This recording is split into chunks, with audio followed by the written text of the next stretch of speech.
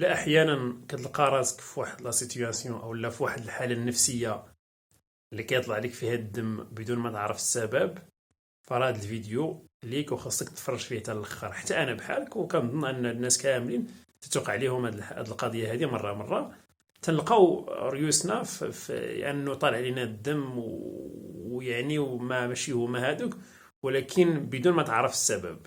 تيسولك شي واحد تقول ليه المهم راه شقاش ليا ولكن ما عرفتش علاش. هادشي اكيد ان كلكم غادي تكونوا مريتوا منه ولا كتحسوا به مره، وهذا راه شي حاجه اللي هي نورمال. الحاجه اللي بغيت نقول لكم هي واش ما نقدروش نفرحوا وننشطوا ونغيروا هذيك المانتل ستيت ديالنا او الحاله النفسيه ديالنا من نيجاتيف لبوزيتيف بدون حتى شي سبب.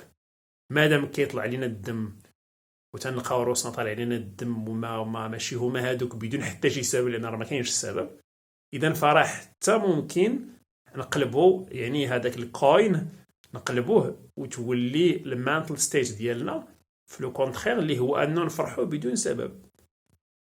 تفهمنا؟ دونك راه ممكن نقلبوها، عوض ما يطلع لنا الدم بدون سبب نفرحوا بدون سبب، لان المفاتيح ديال الحاله النفسيه ديالنا راه بيدينا حنايا.